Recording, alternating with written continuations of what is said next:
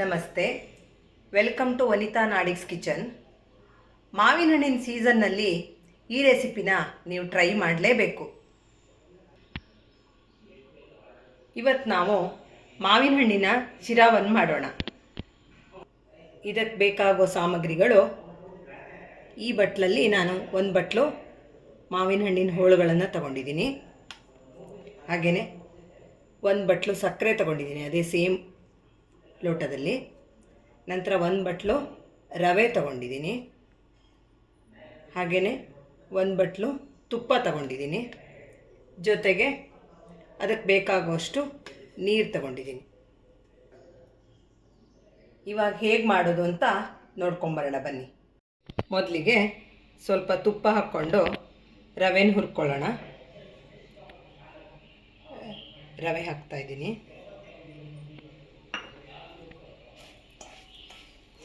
ಮಾವಿನ ಹಣ್ಣಿನ ಶಿರಕ್ಕೆ ನಾವು ಯೂಶ್ವಲಿ ಏಲಕ್ಕಿ ಆಯಿತು, ಗೋಡಂಬಿ, ದ್ರಾಕ್ಷಿ ಯಾವುದನ್ನೂ ಹಾಕೋದಿಲ್ಲ. ಯಾಕಂದರೆ ಮಾವಿನ ಹಣ್ಣಿನ ಫ್ಲೇವರೇ ತುಂಬ ಚೆನ್ನಾಗಿರುತ್ತೆ. ಕೇಸರಿ ಕೂಡ ಹಾಕೋದಿಲ್ಲ.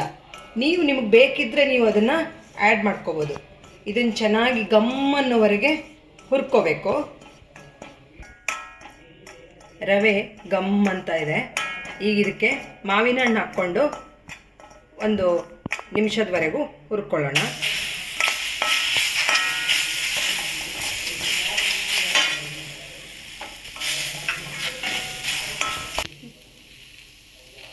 ಈಗ ಒಂದು ಲೋಟ ರವೆ ತಗೊಂಡಿರೋದ್ರಿಂದ ಅದೇ ಲೋಟದಲ್ಲಿ 2.5 ಇಂದ 3 ಲೋಟ ನೀರು ಹಾಕಬೇಕು.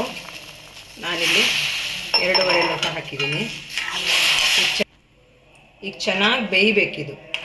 ಒಂದು 2-3 ನಿಮಿಷದವರೆಗೂ ಬೇಯಿಸ್ಕೊಂಡ್ರೆ ಆಯಿತು. ಈಗ ಚೆನ್ನಾಗಿ ಬೇಯ್ತಾ ಇದೆ. ನಮ್ಮ ಅತ್ತೆ ಒಬ್ಬರು ಉಮಾ ಅಂತ ಇದ್ದಾರೆ. ಅವ್ರು ನನಗೆ ಯಾವಾಗಲೂ ಹೇಳೋರು, ನಾನು ರೆಸಿಪಿ ಸ್ಟಾರ್ಟ್ ಮಾಡಿದ ತಕ್ಷಣವೇ ಹೇಳಿದರು, ನೀನು ಶಿರಾ ಮಾಡು, ತುಂಬ ಚೆನ್ನಾಗಿ ಮಾಡ್ತೀಯ ನೀನು ಅಂತ ಹೇಳಿ. ಅದಕ್ಕೆ ಇವತ್ತು ಸಮಯ ಒದಗಿ ಬಂದಿದೆ. ಅದರಲ್ಲೂ ಮಾವಿನ ಹಣ್ಣಿನ ಶಿರಾ ಮಾಡೋ ಸಮಯ ಬಂದಿದೆ, ಮಾಡ್ತಾಯಿದ್ದೀನಿ. ಈಗ ಇದಕ್ಕೆ ಸಕ್ಕರೆ ಆ್ಯಡ್ ಮಾಡೋಣ. ಇನ್ನು ಪೂರ್ತಿ 1 ಲೋಟದಷ್ಟು ಹಾಕಲ್ಲ, ಫಸ್ಟ್ ಅರ್ಧ ಲೋಟ ಹಾಕ್ತೀನಿ, ಆಮೇಲೆ ಬೇಕೆನಿಸಿದರೆ ಮತ್ತೆ ಹಾಕ್ತೀನಿ. ಈಗ ಸ್ವಲ್ಪನೇ ತುಪ್ಪ ಹಾಕ್ತಾ ಮಗುಚ್ತಾ ಬರಬೇಕು, ಗಟ್ಟಿ ಆಗೋವರೆಗೂ ಒಂದು 5 ನಿಮಿಷಗಳ ಕಾಲ.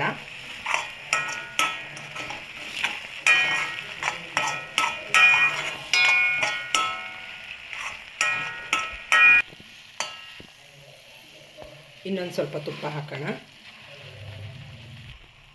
ಈಗ ಇದಕ್ಕೆ 1 ಚಿಟಿಕೆ ಉಪ್ಪು ಹಾಕೋಣ.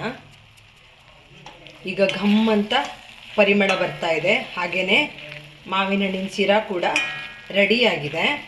ಈಗ ಇದನ್ನು ಒಂದು ಪಾತ್ರೆಗೆ ವರ್ಗಾಯಿಸೋಣ.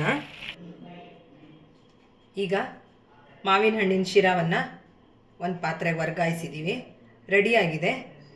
ಇದನ್ನು ತನ್ಮಯಿ ಟೇಸ್ಟ್ ಮಾಡಿ ಹೇಗಿದೆ ಅಂತ ಫೀಡ್ಬ್ಯಾಕ್ ಕೊಡ್ತಾಳೆ.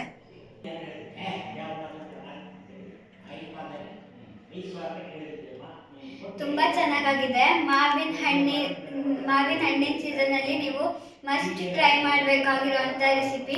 ವನಿತೆ ತುಂಬ ಚೆನ್ನಾಗಿ ಮಾಡಿದ್ದಾರೆ. ನೀವು ಹವ್ಯಕ ಸಂಪ್ರದಾಯದ ಅಡುಗೆಗಳು ನೋಡಬೇಕು ಅಂದರೆ ಈ ಚಾನಲ್ನ ಸಬ್ಸ್ಕ್ರೈಬ್ ಆಗಿ, ವನಿತಾ ನಾಡಿಗ್ ಕಿಚನ್. ಎಲ್ಲರೂ ಸಬ್ಸ್ಕ್ರೈಬ್ ಮಾಡಿ. Thank you for watching video.